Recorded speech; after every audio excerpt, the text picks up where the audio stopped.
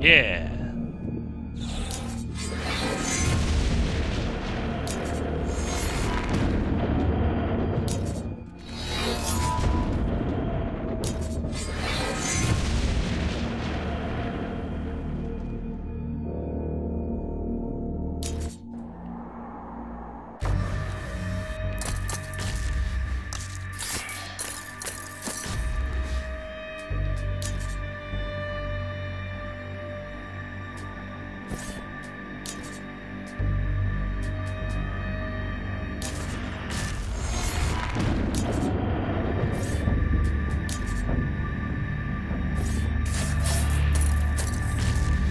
Alright, let's see what we got.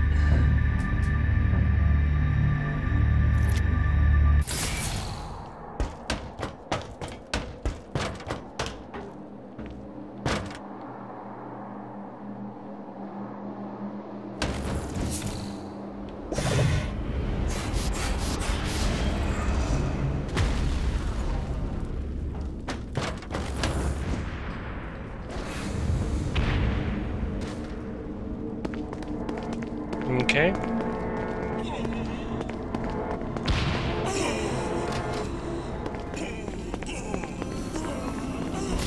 The Forge is prime real estate in hell. This smoggy shithole is located over the richest mineral veins in the afterlife. You want to hurt Hell's infrastructure? Here's where you do it.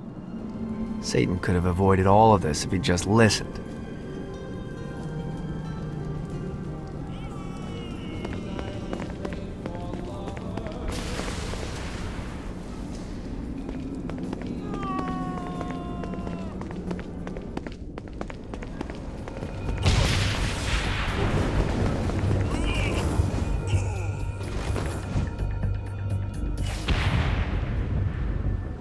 Running out of juice.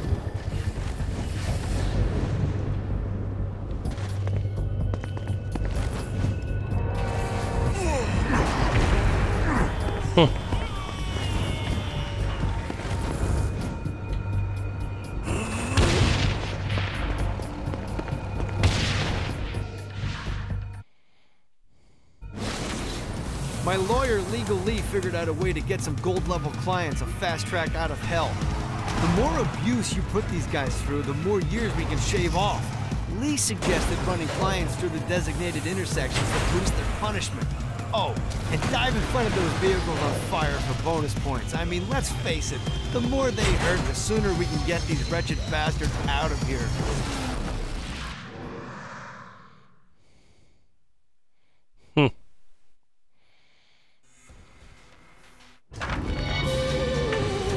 While his wife Laura was admitted into heaven, the Heavenly Father was less forgiving of poor Tobias, whose shirtless antics as a crazed drug dealer firmly earned him a place inside the Great Inferno. However, ever the optimist, Tobias tried to look on the bright side of being transformed into a husk. After all, while the removal of his signature dreadlocks was a disappointment, he was finally free from having to wear pants ever again. But while Perpetual Commando appealed to Tobias, he still yearned for Laura and her delightful snickerdoodles. Touched by his story and terrified by his demeanor, Legal Lee worked with renewed purpose to unite the two lovers.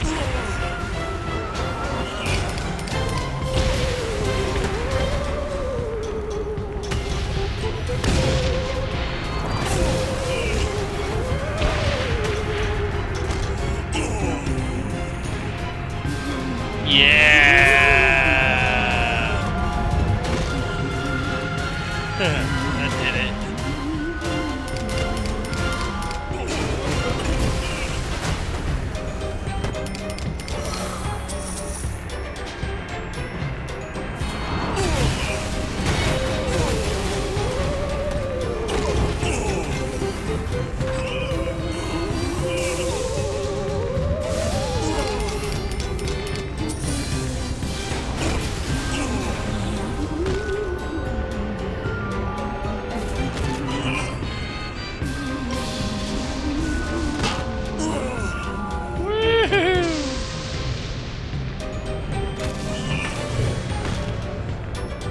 Yeah, it's still going.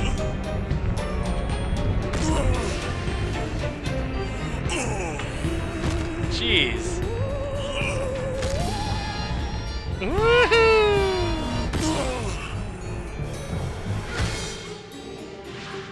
That was pretty good.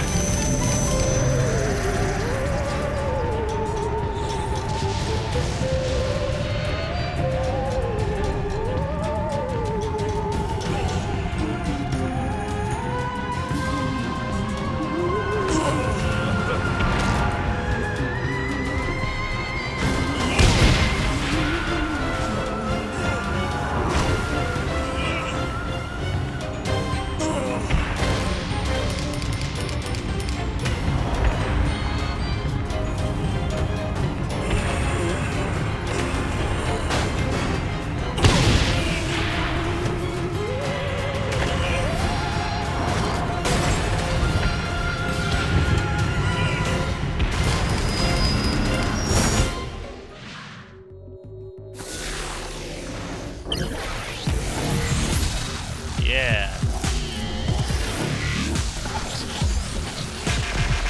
That's fun.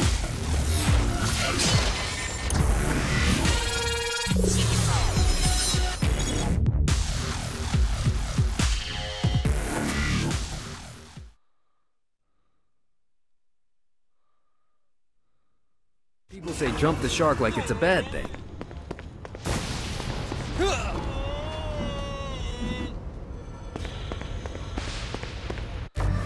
Let's do another side mission.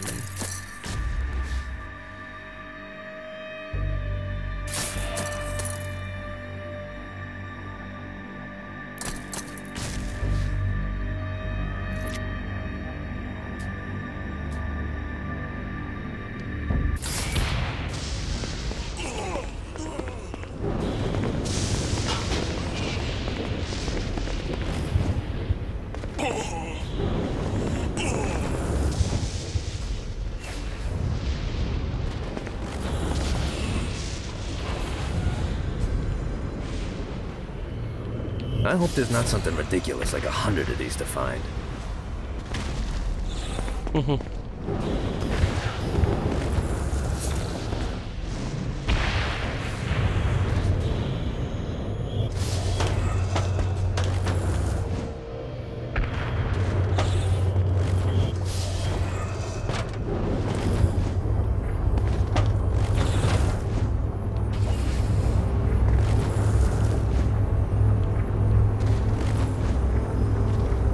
This thing. Looks cool, whatever it is.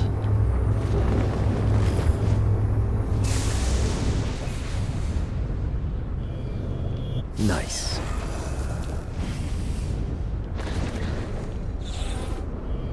Let's get more clusters. A Damned Soul's Orientation Guide, Chapter 12. The Barrens. Once a lovely location for bacchanals and ritualistic murders, the heavenly host laid waste to the Barrens in the last war between heaven and hell. I have forbidden rebuilding the Barrens, so it serves as a reminder for what we lost. Only after I lay siege to heaven will I allow it to return to its former glory.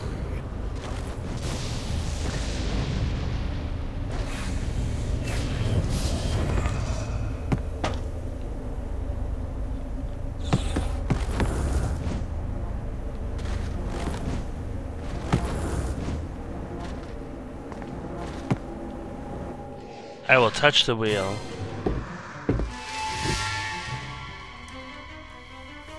Abandoned ship! We've been boarded!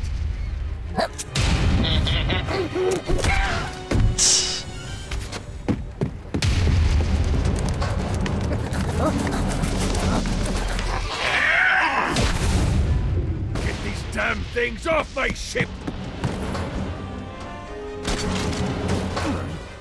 I am the scourge of the ship.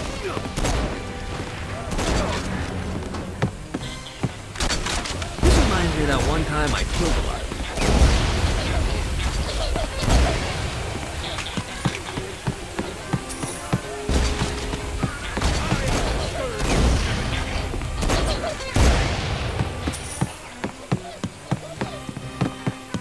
Just like the old days.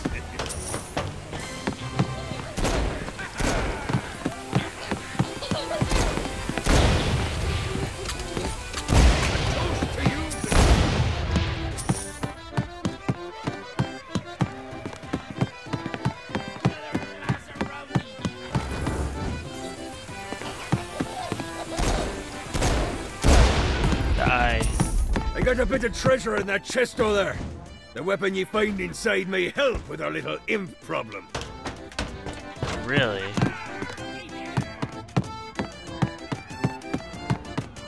Let's see what I get. That looks badass.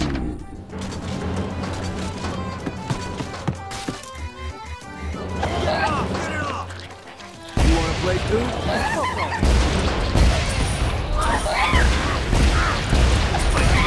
Ha!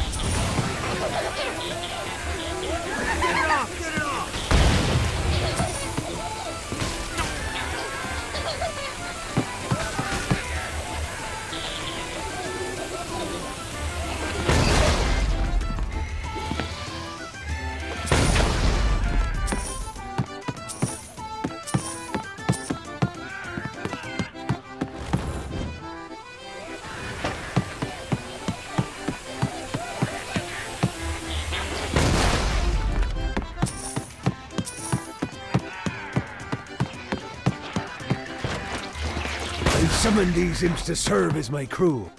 I forgot what a handful they could be. Once aboard, they wouldn't listen to their captain. They ran amok in the bowels of the ship.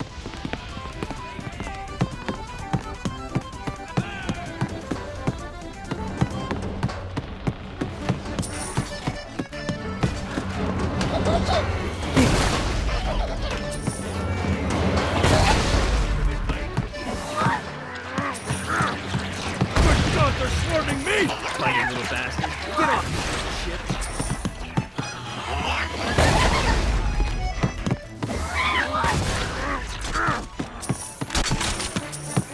It's okay to drop the pirate voice. What pirate voice would that be? Wow. Yeah, I did it. Zinyak's destruction of Earth had a profound impact on the afterlife. To heaven, it was a logistical nightmare. St. Peter's meticulous nature drove purgatory wait times to unbearable levels. Meanwhile, in hell, where souls in pain were used as currency, it created a new era of prosperity for the wickedly enterprising. This economic boon resulted in the coffers of hell to be overflowing, which in turn piqued the interest of the most notorious man that sailed the seven seas. Long had Blackbeard been a thorn in Satan's side, robbing tax collectors on a semi-regular basis. But the promise of an immeasurable fortune drove him to be even bolder. An arrangement was reached. Blackbeard would provide information on strategic targets in exchange for a share of the profit.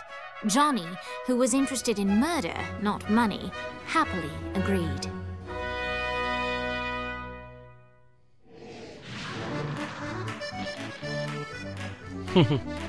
Grant ye the ability to summon my crew whenever they're needed.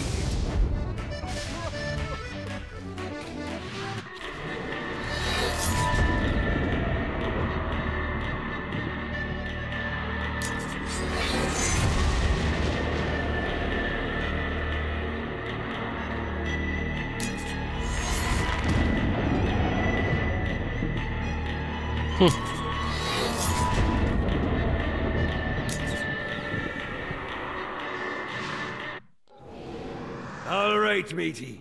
It's time for your lesson. Let's summon me favorite scurvy-riddled hellion, the Do it. imp. Why don't you start off by summoning an imp to take out those enemies? There you go, matey. Now take down the other demon. Those ankle biters are vicious. Now let's practice your aim. Take down the demons on the islands.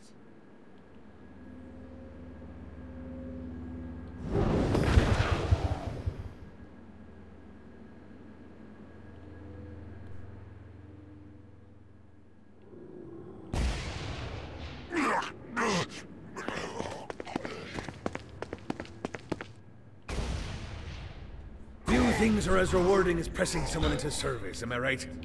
Now get going. There's a whole wide world waiting to be plundered. Okay.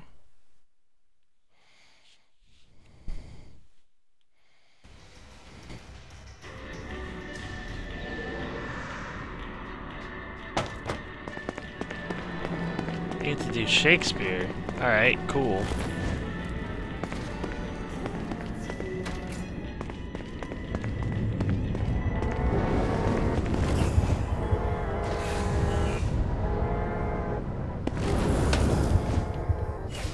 I raided a Interpol office and found information on where the president is being kept.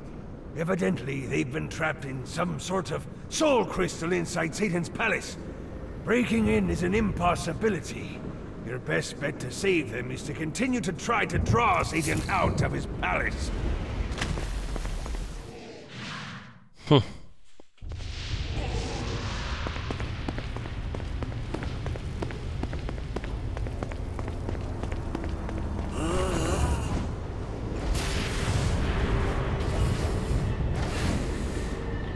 Alright.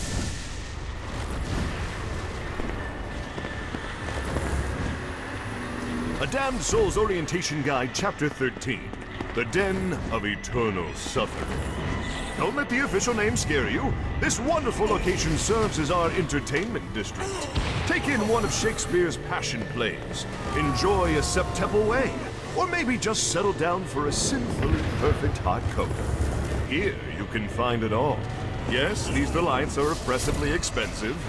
But is it really that different from San Francisco?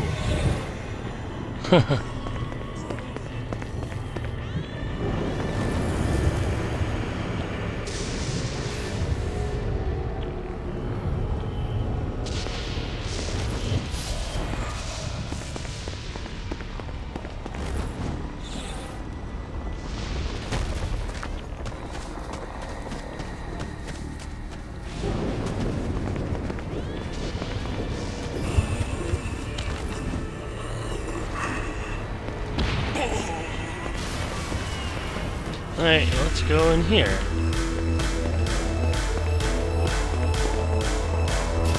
Yay! Nightclub.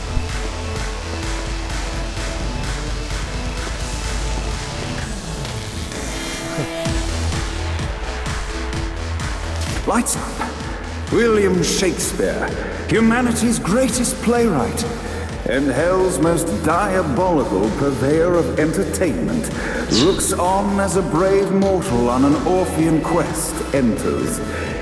The bard's interest is piqued, and he looks to test his visitor's mettle.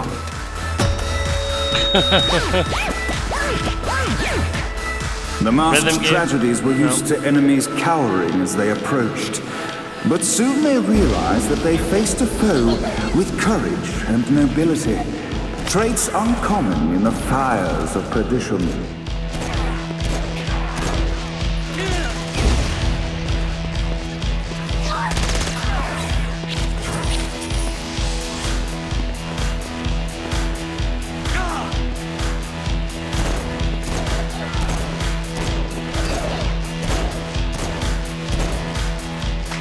The inciting incident resolved. The time had come for rising action.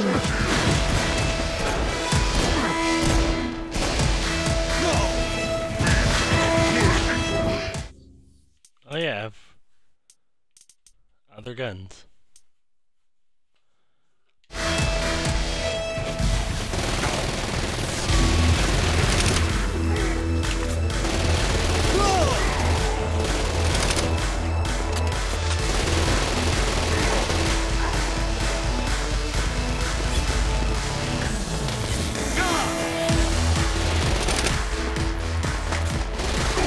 The battle raged on below, and as bullets and blood flew, the bard arched a curious eyebrow.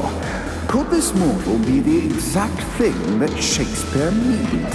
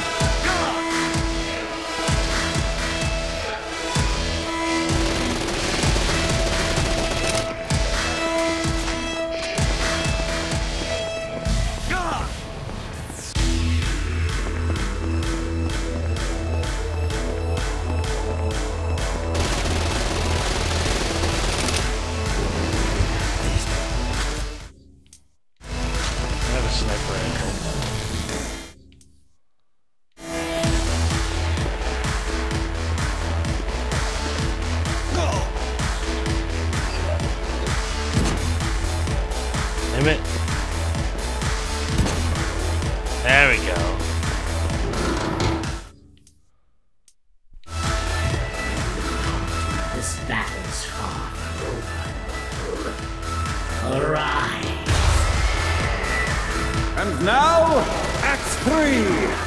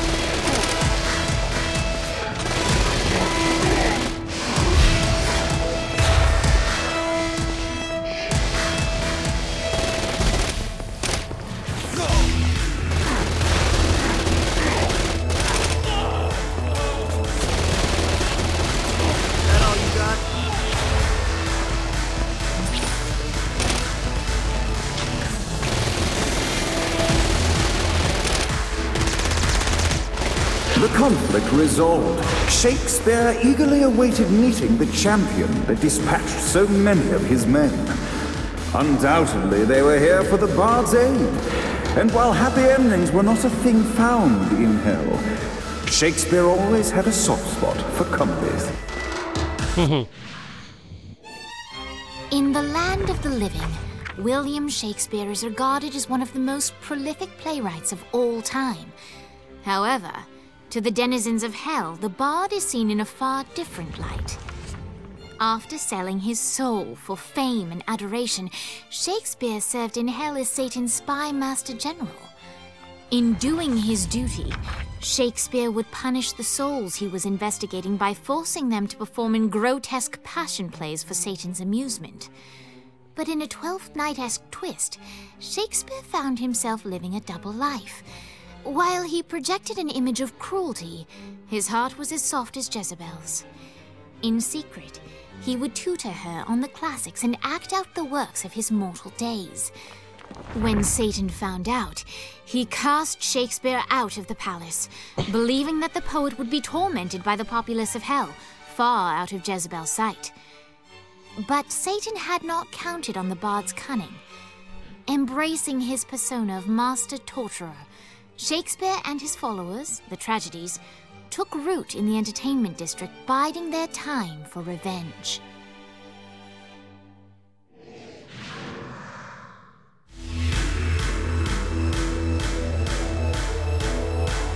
And so Shakespeare called forth the Deus Ex Machina to bestow our protagonist with the arcane power of Force Stomp.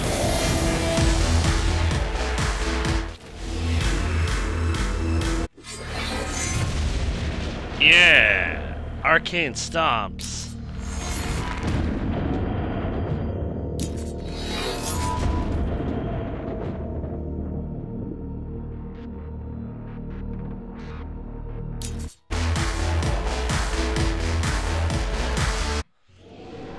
Lights up. The mortal stands in the training grounds, eager to try out his new Force Stomp power on the group of demons in front of them. Let's do it.